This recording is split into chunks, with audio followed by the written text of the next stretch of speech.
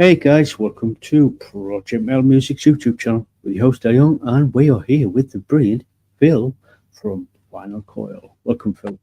Hello, thank you so much for having me. My pleasure. Yeah, so for those people who don't know who Phil is or Final Coil, could you tell us who you are and what you do within Final Coil? Sure.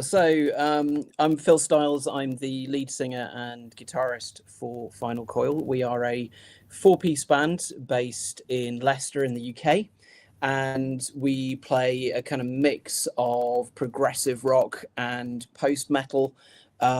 So elements of bands like Killing Joke, Alice in Chains, Catatonia, Nine Inch Nails, and Soundgarden, and Pink Floyd are all sort of embedded in our DNA. We've been going since about 2008, and in that time we have released 3 studio albums and 5 EPs, and we're gearing up to do a 4th album as we speak. Oh, cool. We've just been talking before we went live. We were talking. It must have been what, January 24 when we last spoke. Mm-hmm. So what you've been up to in like since we last spoke? We've had the most amazing time. So for those of you who've not encountered us before, we released our 3rd album, The World We Inherited, in January 2024 through Slip Trick Records. And we had an amazing album launch down in London at the Black Heart in Camden, with some very cool special guests. We had the Mariana Hollow playing with us. We had our good friends The River, and we had the prog luminaries, Hats Off Gentlemen, It's Adequate. So we did that show, and we did another show in Leicester a few days later. So we sort of did an album launch, and we were very lucky with the release of this album. It got a lot of really great feedback. We got some lovely reviews. And as a result of, I guess, the sort of slightly growing press attention, we were offered a slot at Bloodstock. So we played our first ever Bloodstock show in the August of 2024. And at the same time, we also got offered the opportunity to play our first ever shows in Europe. So we went out and we did 3 shows in 4 days. We went to Rouen, first of all. So we took the cross-channel ferry, drove to Rouen, played a show there. Then we drove all the way to Ghent in Belgium to do our 2nd show, and then we drove all the way back again to Paris, and we played a sold-out show at Club Supersonic in Paris, which was absolutely I think probably the highlight of the band's career to date. And then at the beginning of this year, we wanted to continue promoting the album, so we did a tour with Lodestar, who are an absolutely phenomenal band. If you don't know them, they feature members of Censor, fantastic band who've just released a new album themselves. So we played with Lodestar, and we also played with Tiger, who are an amazing kind of prog indie kind of band. They released their first album 2 years ago. I believe they're gearing up for a new album, and they've just been announced for Desert Fest. So Tiger, spelled Teiger. If you've not heard of them, I urge you to go and check them out. They truly are phenomenal. And on that tour as well, we had The River. And you can find, there's a lot of bands called The River, so you need to look up River Band UK.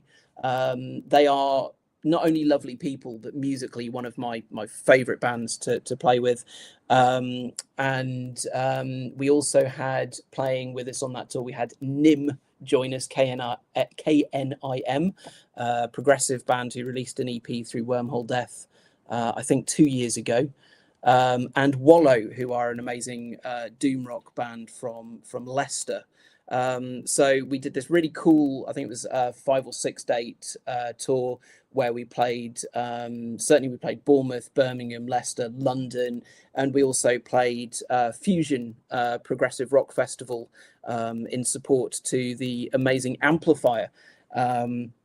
So yeah, there's been a lot of live activity, all of which was really, really positive. And we had this amazing opportunity not only to take our songs on the road, but also to share the stage with just some truly amazing artists whom we dearly love.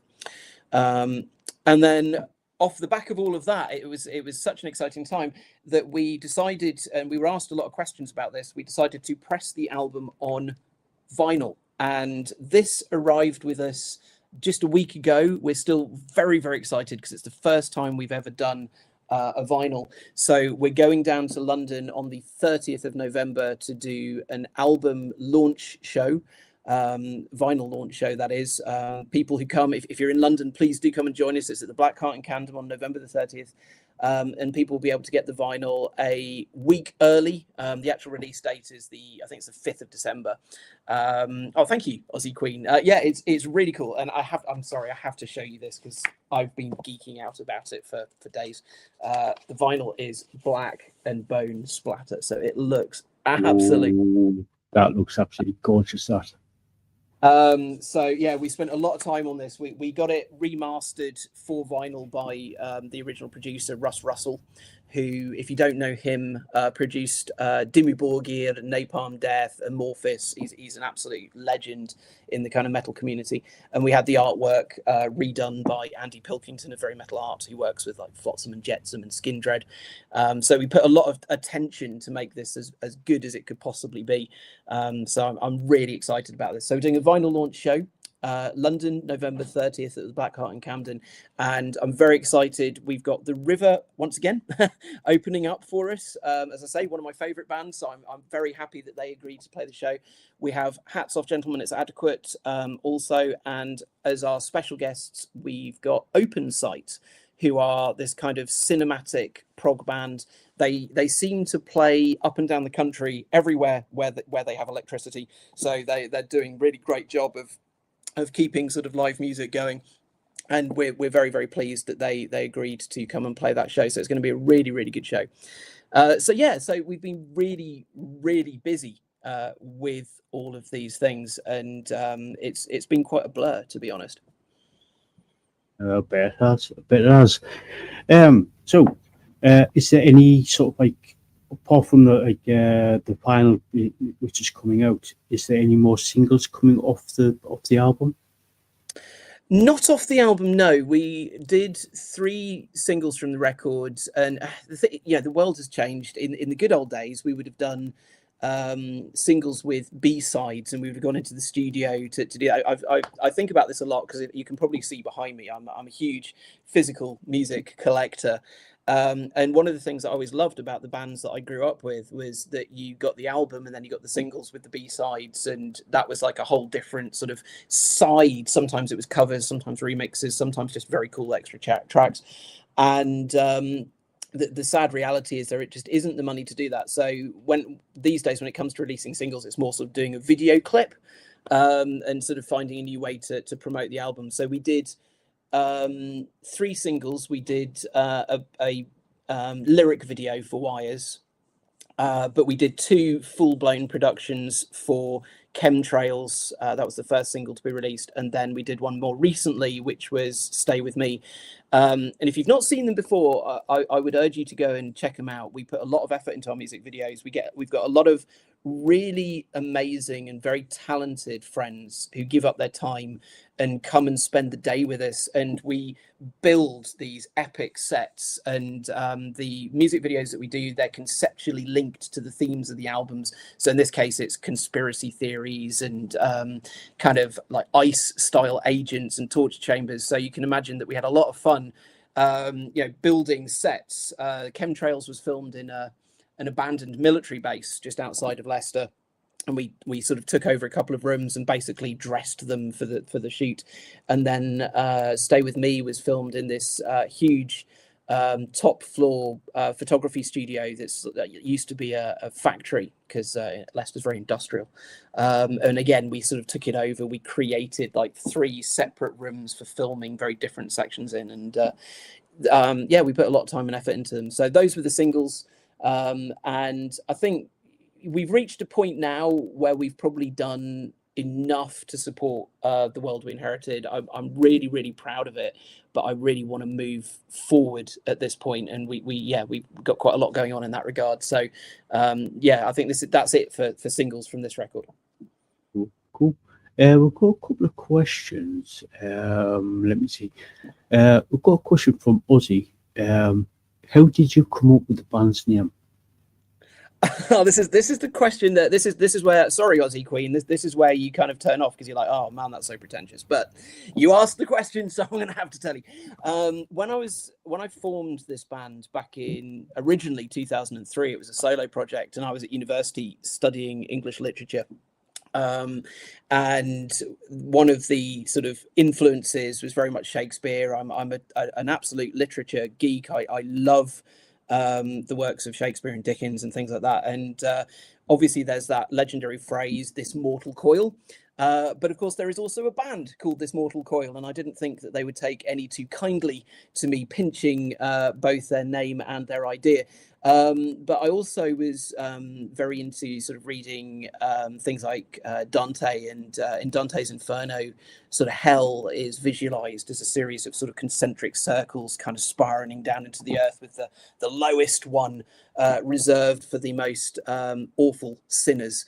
So I sort of quite liked this idea of combining an idea of finality and this idea of hell, and came up with the Final Coil, which later on we got rid of the because it automatically consigns you to the T in the record bins. So yeah, we went with Final Coil, and so it is. So as you can tell, it's a very cheerful, very wonderful concept that is designed to make you feel good about yourself.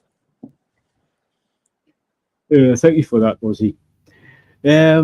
So we've got a question from Gia. She asks, as an introduction to your band and music, which 3 of your songs do you recommend listening to, please? Oh, thank you, dear. That's a really good question, because we are quite eclectic. So it's good to probably try and get a bit of an overview. And as a band, we kind of struggle a little bit with singles for this reason, because I tend to find that the shorter, snappier songs aren't necessarily the most representative. So for those of you who really like it heavy, I would strongly recommend that you put Chemtrails on your list, because it's very sharp, it's very snappy, it's got a really big riff, and I think it gives a really good impression of our sort of heavy metally side. I think it's definitely one of the songs that got us on Bloodstock. So yeah, Chemtrails would be a start, and there's a really good video to go with that.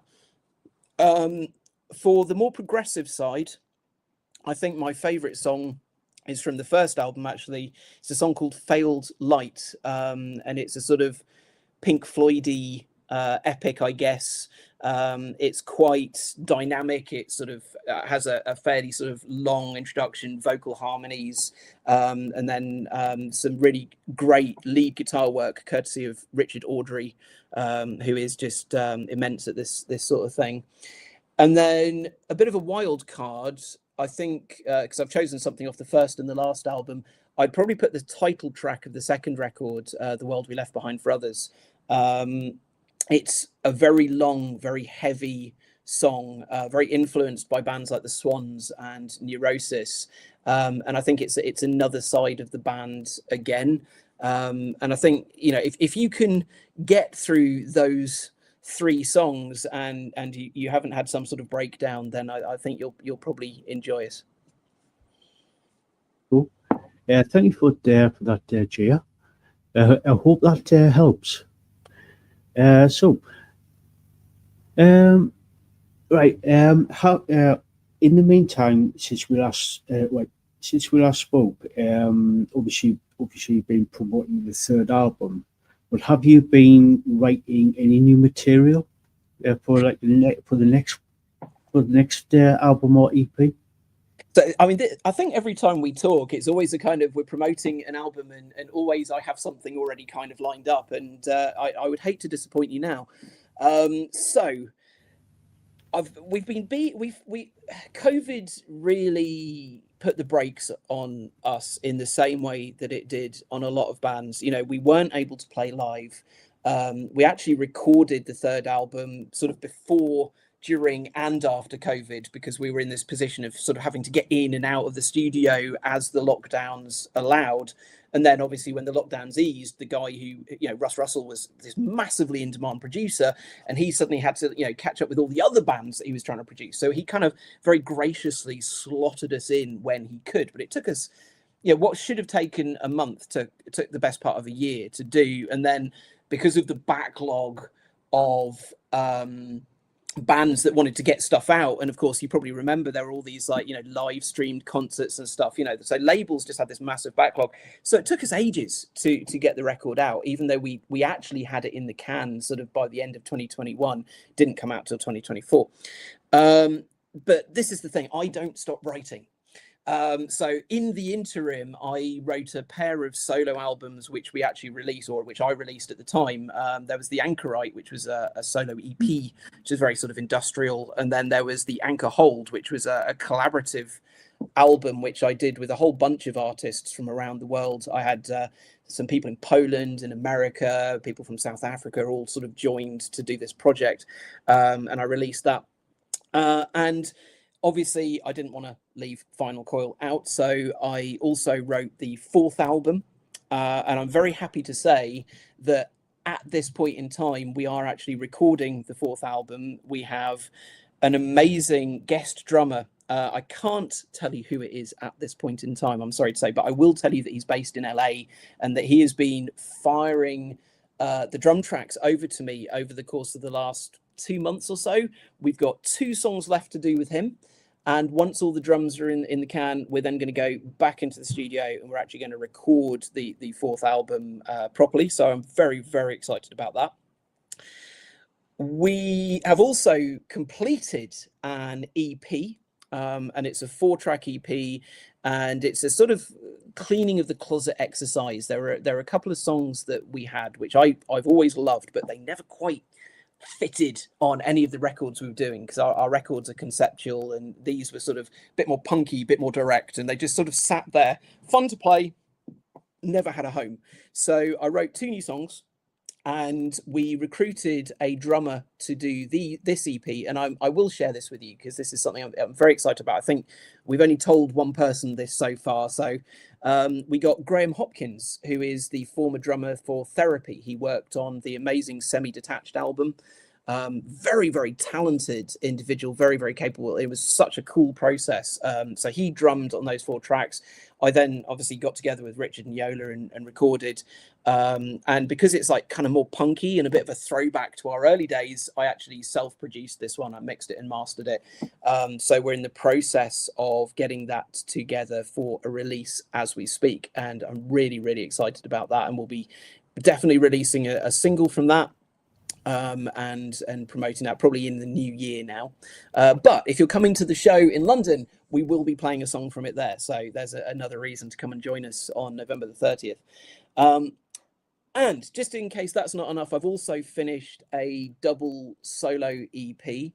And that's one half of it is kind of electronic music, so a bit closer to the Anchorite, sort of ambient industrial.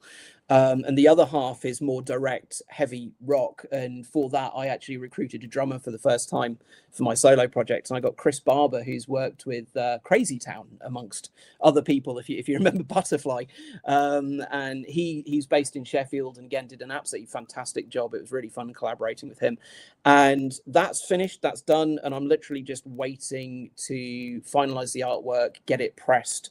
And I'm going to be looking to put that out much, much sooner. So yeah, actually there's been a huge amount of activity kind of in the background.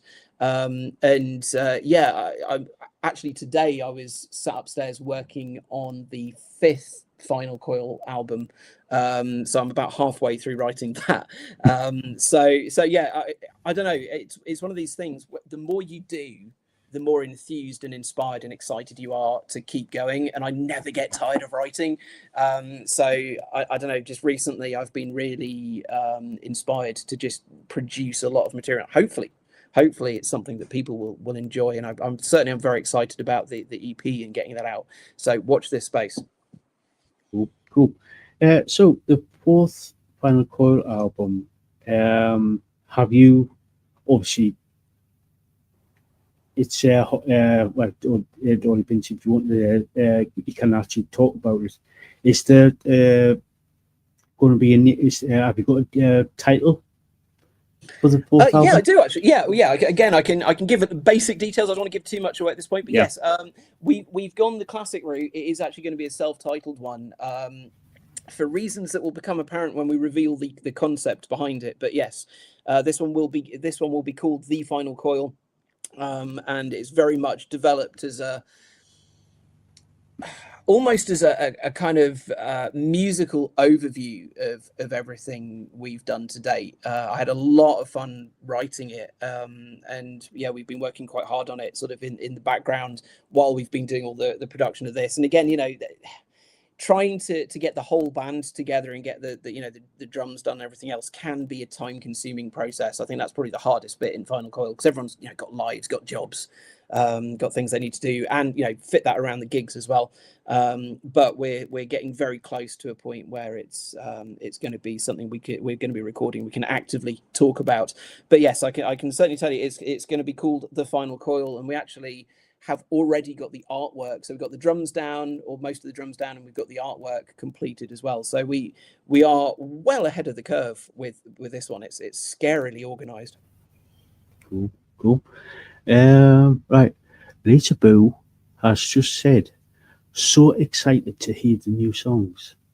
Well, thank you, Lisa. Yeah, I really am. It's one of these, I think one of the most frustrating things doing music now is that you've got something down and all you want to do is share it and play it live. And obviously we can't give too much away too quickly, but as I say, we will be airing at least one of the songs from the EP live this show, and we're definitely going to be booking shows for early in next year, so there'll be an opportunity to hear these in the flesh. And the EP hopefully will be with you early in the new year as well, so I imagine there'll be a single to precede that.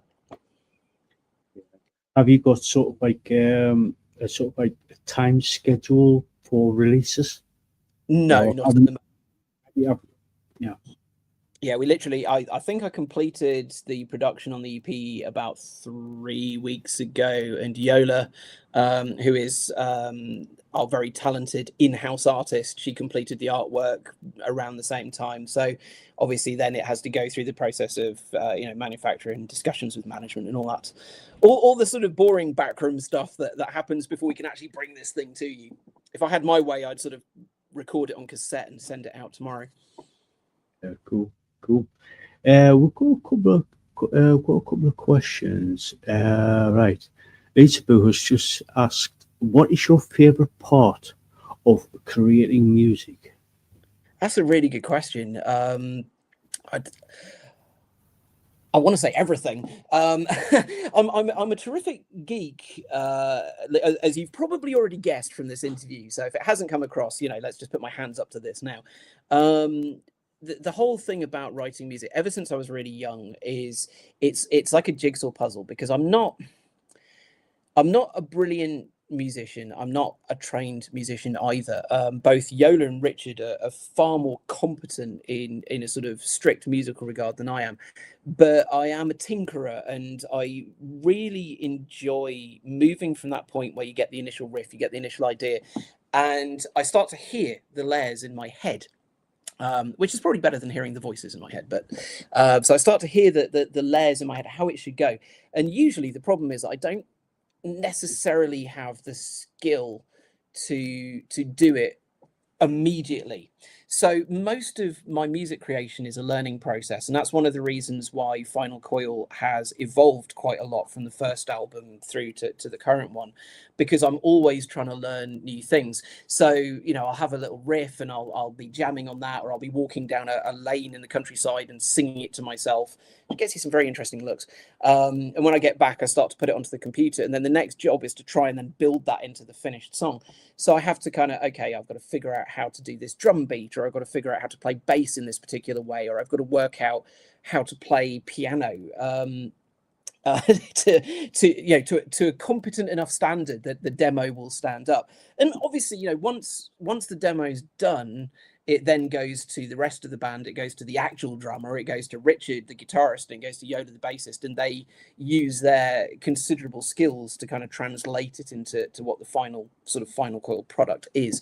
But for me, it's this really exciting journey of trying to get this sound that's up here into a form that is understandable for everybody else. It's not enough just to sit there and kind of go no, and hope that they're going to get it. So it's usually a case that I'm actually, I have to try and play this thing. I have to try and create this riff, and usually it involves putting a lot of layers down and really, building it up from scratch. But it's such an exciting process, and I absolutely love it. It doesn't matter how many hours, days, weeks, months I spend sat at a computer trying to get a song finished. There's something about the process, every little bit. It's so exciting. I imagine that if you're into model building, it's a similar sort of deal. Each little bit that you put in is something that you've created and something of your personality that you've made into this finished thing. And that's what music creation is like. And it's always a journey of discovery, and it's just very, very exciting. I can't imagine not doing it. If I wasn't doing Final Coil, I'd still be sat in a corner with an acoustic guitar, sort of fiddling around with something. It's incredibly exciting, and it makes you feel really alive. Told you, geeky, but there you go. Thank you for the great question. Yeah, thank you for that there, Lisa. And Lisa's just said, pro geek here, I understand. Thank you, Phil. So, right. We discussed about you being out doing live shows. Ozzy has just asked, have you got a favourite place to play at? Oh, good question. Two places I think stand out for me. Here in the UK, actually three places I would say. Here in the UK, we've got the Black Heart in Camden. The gig we're playing in November will be our third concert there, and it's always been amazing. The staff there are incredibly friendly.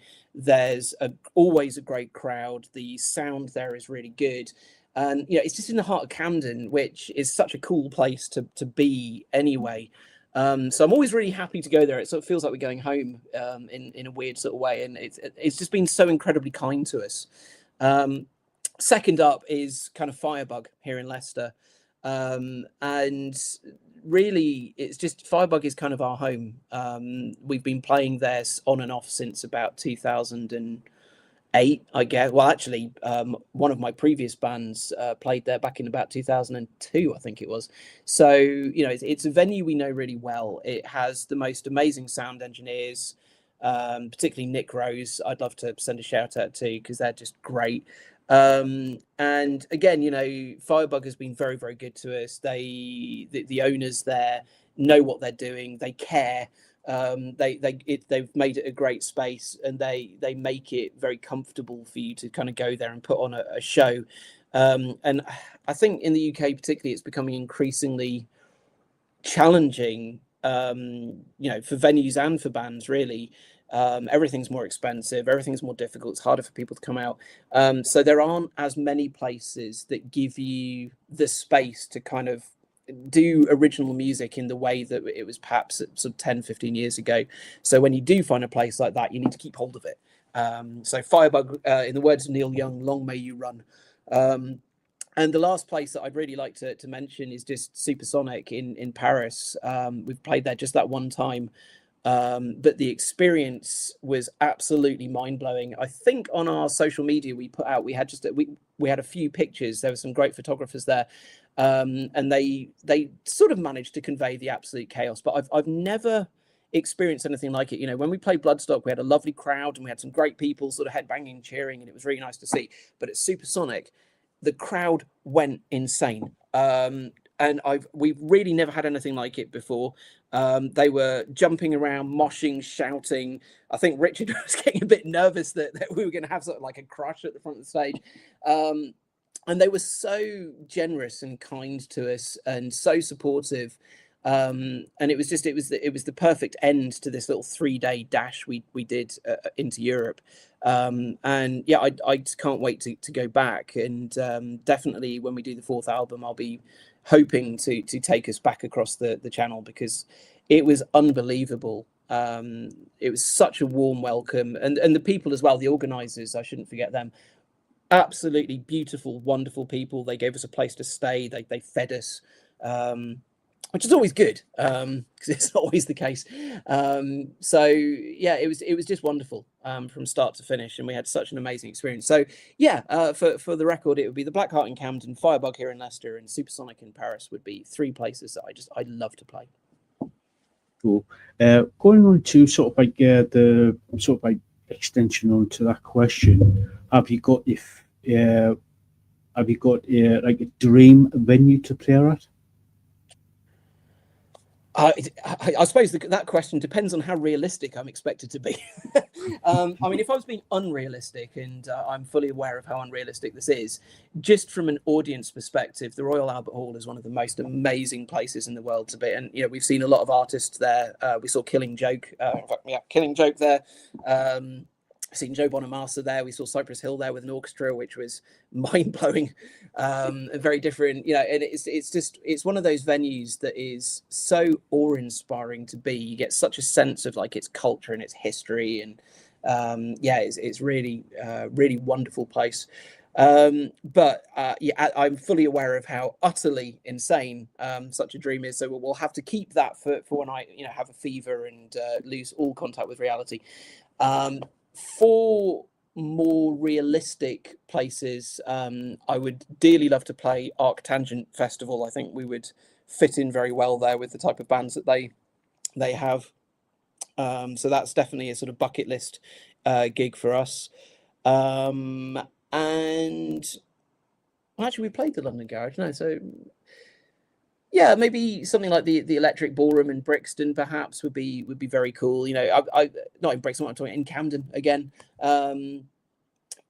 Would be really nice. And Bannerman's Bar up in Scotland would be good as well. I thought, you know, we had a gig booked in Scotland, and I came down with shingles, which is a blindingly painful illness, and it was one of the rare times where we had to cancel, and I was absolutely gutted because it was going to be our first time in Scotland. So yeah, I don't know. There's a lot of venues that sort of have just immediately disappeared from my mind once you've asked that question. But we just, as you probably guessed already, we're just excited to play, you know, anywhere that is happy to have us. It's always so nice to go to a venue and have a sort of warm welcome, and to sort of experience the excitement of setting up and getting all the bands together. And particularly now, because we tend to book our own shows, I think we do have quite a degree of choice, and probably more than we had maybe 2-3 years ago. So we do try and play venues that we like, that we respect, and with artists that we love. Cool. Lisaboo has said, dream big. Dream big. Never hurts to try, right? Yeah. Maybe one day the Royal Albert Hall will take pity on us. Yeah. Yeah. Gia has said, quality over quantity.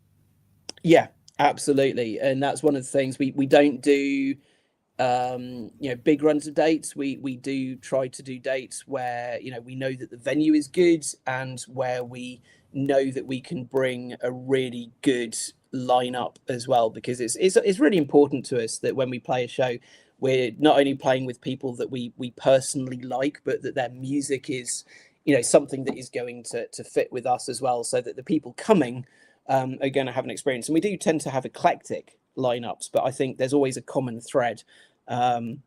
So, you know, again, so hats off Gentleman's Adequate, The River, and Open Sight. There's progressive elements to all 3 bands, but the cool thing is that they all take it in different directions. So The River is definitely more sort of doomy, atmospheric, bit anathema, a bit low, really beautiful music. Hats off Gentleman's Adequate is a little bit more technical, prog with elements of sort of Genesis and Pink Floyd, and they're very capable musicians. And then Open Sight is more metallic, so it's really cool to sort of have these bands that are exploring different sides, different facets of the same genre. I really like that, but it's really important to us. So yeah, quality over quantity is absolutely the kind of watchword. Cool. So is there any sort of like plans on sort of like doing a sort of like run of gigs in the next year? In the abstract, yes, we're definitely going to go out and promote the EP. And I definitely want to promote it in places that we haven't necessarily been to before or been to in a while. So I absolutely want to be booking a show up in Manchester, because I think we last time we played Manchester, we had such a warm welcome. There's something about Manchester. It's such a cool city, and the people there are just incredibly friendly. So we really want to go back there. And I feel like we've sort of neglected that part of the country a little bit. We'll definitely be doing a show in London. I'd like to go down south again. We played Bournemouth on this most recent run of dates, and that was really nice, because I'm originally from around that part of the country, so it was great to sort of go down to sort of where I grew up, particularly having not been there in about 15 years. And yeah, I mentioned Scotland. I really would like to go up to Scotland. I think it would be very, very cool to go to Glasgow and play up there. And there was I don't know how much it exists now, but there were a load of bands that I absolutely loved when I was growing up, who came out of Scotland, sort of on the Chemical Underground label. There were bands like the Delgados and Mogwai and Urusai Yatsura, and Arab Strap, who are all just absolutely brilliant bands and very sort of influential and unique in their own way. And it'd also be good to go over to Wales and play. So in terms of dreaming big, to go back to I think it was Lisa's point. Yeah, I really would like to do a sort of a run of dates that sort of takes us into new places. Always the challenge is to try and fit this around work. So it'll probably be sort of like we did last time. We'll probably do like 3 weekends on the trot, where we do kind of like, Friday, Saturday, Sunday, Friday, Saturday. And ideally we'll sort of do 2 dates in broadly similar places. So sort of Bournemouth, London worked very well. Nottingham, Birmingham worked very well, that kind of deal. So if we go up to Manchester, either to go on to Scotland or maybe over to Leeds, something like that, would be really nice. So yeah, we will be booking something, but at the moment I can't say when, because it really is dependent on when this EP is going to come out. If we get a date for sort of March, then I'll probably end up booking for just before the festival season kicks off. But it's part of it's part of the changing nature of the music industry. It used to be the case that you would release an album and then you'd book a run of dates, and it'd be like 3 months, 3 weeks, 4 weeks later. Now you release an album and you're looking at 6 months if you're lucky. When I booked this date in November, I think I booked it back in, I want to say July. I think, when we actually ordered the vinyl, and I desperately tried to get a Saturday night gig sort of before the London show. I couldn't get anything. I tried everywhere, and they were all just booked out. So it happens. But yeah, we'll definitely be booking something cool once the EP is closer to coming out. Cool. So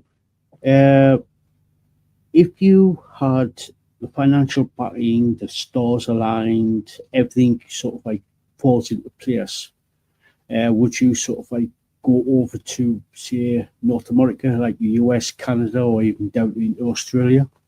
Oh God, yeah. Yeah, I mean, one of the things that is so cool is traveling with music, and it's tiring, but it's just incredibly cool. And when we did those 3 dates in Europe, it was such an amazing experience. We played 3 totally different venues. One was like this teeny tiny pub, really nice, really friendly, really cool, and they looked after us really well. But it was this kind of small, very chilled venue. Second place was quite a bit bigger, and they were just lovely. That was the one in Ghent, a place called the Crossover, and they treated us again really nicely. Great crowd, really friendly people. And then going back to Paris and doing that show, which was, as described earlier, just absolutely insane. It was such an experience, and yeah, I definitely would like to go farther afield. And you know, playing, obviously going out to America would be a dream come true. And, you know, I don't want to say never, because it's something that if we could, we absolutely would. But obviously the current nature of visa applications and challenges probably puts America on the back burner for the time being. But, you know, if the possibility arose, you know, if someone said to us, you know, here's some tour support, get out to America, we'd go in a heartbeat. Yeah, who wouldn't? Why would you not? Yeah, the only reason why I asked that question is Lisaboo, who's in Canada, said, "I need to see you live, Phil." We can but hope. I mean, you know, Canada, what an amazing country. So yes, the opportunity to come to Canada, and yeah, who knows? Maybe I think Canada is, broadly speaking, a lot more welcoming at the moment than America. So yeah, who knows? Maybe the opportunity will present itself, and we can but hope. Yeah, that's one country I would love to go and visit, is Canada. Such an amazing country, gorgeous country. Yeah, it's amazing. Yeah, and I work in international education, so you know we have a lot of colleagues who sort of work and recruit students for Canada, and yeah, we hear a lot of just amazing things about it. Yeah, it is. Yeah, so thank you for that, Lisa. So, is there any sort of like new merch apart from the vinyl that you've just shown us there? Is there any other sort of like merchandise coming out?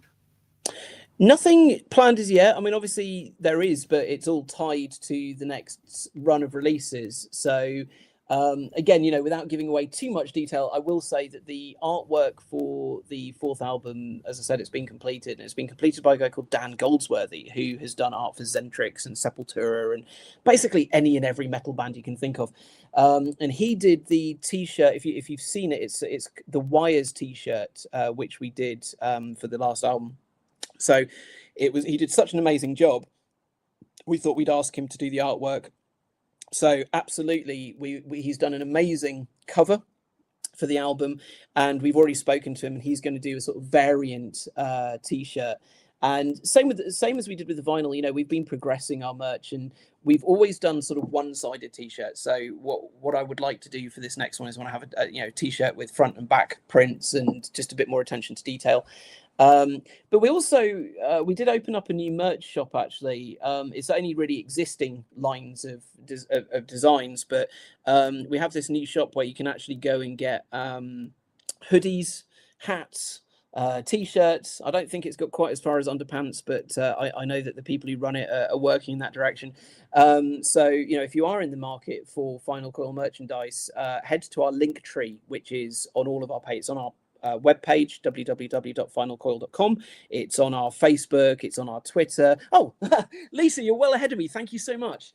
Yeah, and through that link tree, you can access both our Bandcamp, which has our sort of our own stock of merch and our vinyl and stuff, and we've got this store, SMTS Studios, I think it is, or STMS. One or the other, and they produce a whole bunch of very cool stuff, and yeah, you can get hoodies and all the good stuff from them. Cool. Thank you for that, Lisa, for sharing out the link tree. I've just seen something from Ozzy. Oh, there it is. Ozzy says, "Come to Australia. I make sure the spiders and the snakes don't get you." I appreciate that the sentiment. As I understand it, everything in Australia would be trying to kill me.